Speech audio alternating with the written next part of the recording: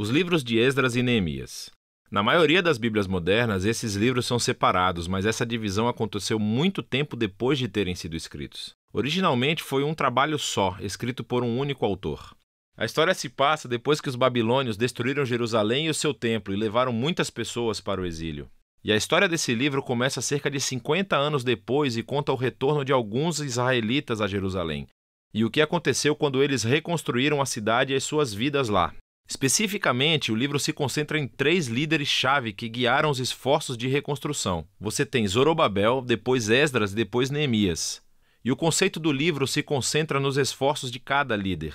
Zorobabel leva um grande grupo de pessoas de volta a Jerusalém para reconstruir o templo. E cerca de 60 anos depois, Esdras chega a Jerusalém para ensinar a Torá e reconstruir a comunidade. E depois dele vem Neemias, que lidera a reconstrução das muralhas de Jerusalém. E essas 3 histórias são projetadas para serem paralelas. Cada uma começa com o rei da Pérsia solicitado por Deus para enviar o líder a Jerusalém, e ele oferece recursos e apoio. E cada líder encontra oposição nos seus esforços, as quais eles superam, mas de uma maneira que leva a um estranho anticlímax em cada uma das 3 partes. Vamos voltar onde tudo começou e ver como tudo se encaixa.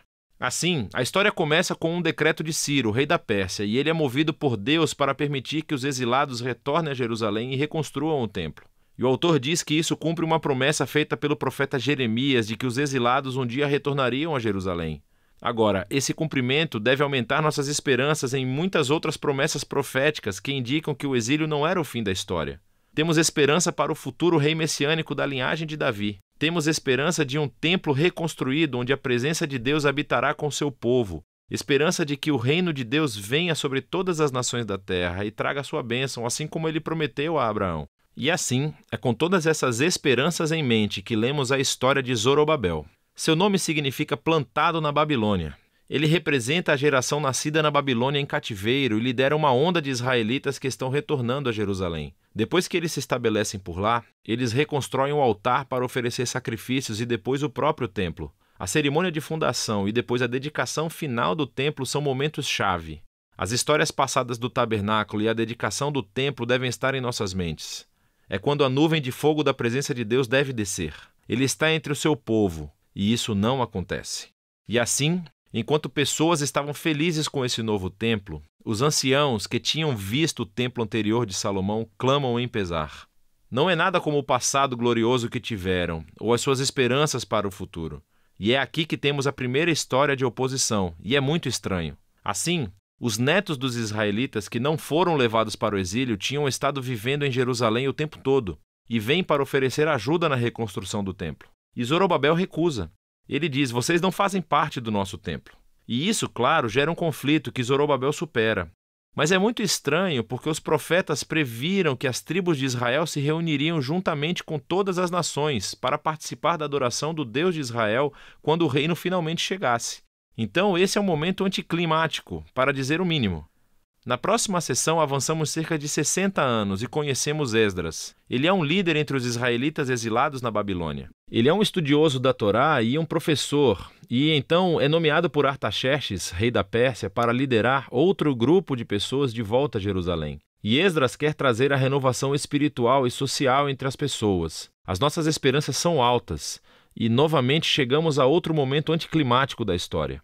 Esdras descobre que muitos dos israelitas exilados que voltaram se casaram com exilados que viviam em torno de Jerusalém. Alguns deles não eram israelitas e quase com certeza alguns deles eram. Esdras então apela para os mandamentos da Torá, que Israel deve ser santo e se separar dos antigos cananeus. E então ele diz que as pessoas que vivem em torno de Jerusalém são como os cananeus. Elas vão corromper os exilados.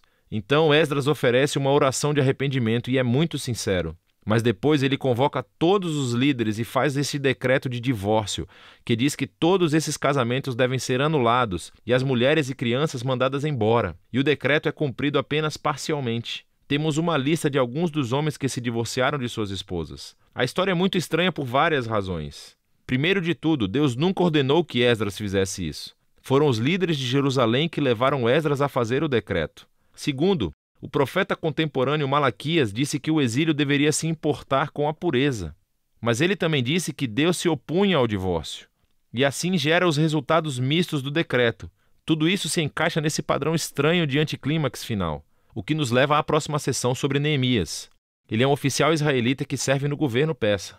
E quando ouve sobre o estado arruinado das muralhas de Jerusalém, ele ora e depois recebe permissão do rei persa Artaxerxes para reconstruir as muralhas. O rei até lhe dá uma escolta armada e todos esses recursos. Então, depois de chegar a Jerusalém, ele começa o projeto de construção e também enfrenta a oposição das pessoas que já moravam em Jerusalém. Mais uma vez, estamos diante de uma tensão no meio da história.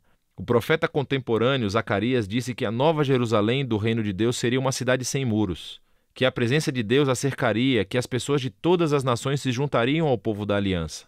Mas Neemias parece ter a visão oposta. Ele informa as pessoas ao redor de Jerusalém que elas não têm parte em Jerusalém. E isso, é claro, provoca hostilidade. E assim, enquanto Neemias realiza sua visão para a cidade com integridade e coragem, eles têm que construir a cidade com guardas armados para protegê-los. Será que esse conflito poderia ter sido tratado de forma diferente? E isso tudo leva à conclusão do livro em 2 movimentos. Primeiro positivo e depois negativo. Esdras e Neemias juntam forças para promover uma renovação espiritual entre o povo. Eles reúnem todos os exilados em um festival durante 7 dias, onde leem e ensinam a Torá a todas as pessoas. E depois eles comemoram a antiga festa dos tabernáculos, para lembrar a fidelidade de Deus desde o êxodo e as jornadas no deserto. Então, eles oferecem uma confissão dos seus pecados, prometem renovar a aliança e seguir todos os mandamentos da Torá. E terminam com uma grande comemoração sobre o templo, as muralhas de Jerusalém. E estamos pensando que este até poderia ser o ponto da virada, mas não é. O livro termina em um grande infortúnio. Neemias caminha pela cidade e descobre que o povo não cumpriu seus votos da aliança. Assim, o trabalho de Zorobabel é desfeito e ele descobre que o templo está sendo negligenciado e ocupado por pessoas não qualificadas. Ele então descobre que o trabalho de Esdras está sendo comprometido. Ele encontra todos transgredindo a Torá. As pessoas estão trabalhando no sábado. E isso afeta até mesmo seu próprio trabalho nas muralhas, porque as pessoas estão montando mercados ao redor dos muros de Jerusalém e trabalhando no sábado. Então Neemias fica furioso. Ele bate nas pessoas, arranca os seus cabelos e grita: obedeçam aos mandamentos da Torá. E as suas últimas palavras são uma oração para que Deus se lembre dele, que pelo menos ele tentou. E o livro termina. Quero dizer, é muito estranho, mas estamos preparados para isso, certo? Esses momentos anticlimáticos foram entrelaçados intencionalmente no conceito do livro. E assim levanta-se a questão: o que esse livro contribui para o enredo da Bíblia? Bem, lembre-se, o livro começou aumentando as nossas esperanças nas promessas proféticas sobre o Messias, o templo, o reino de Deus. Mas nada disso acontece. Então, mesmo que Israel esteja de volta na sua terra, o seu estado espiritual parece inalterado desde antes do exílio. E apesar de Esdras e Neemias fazerem o seu melhor, as suas reformas políticas e sociais entre as pessoas não abordam as questões centrais de seus corações. Então, esse livro está apontando a mesma necessidade destacada pelos profetas Jeremias e Ezequiel, que o povo de Deus precisa é uma transformação holística dos seus corações, se eles algum dia vão amar a Deus e obedecer ao seu Deus.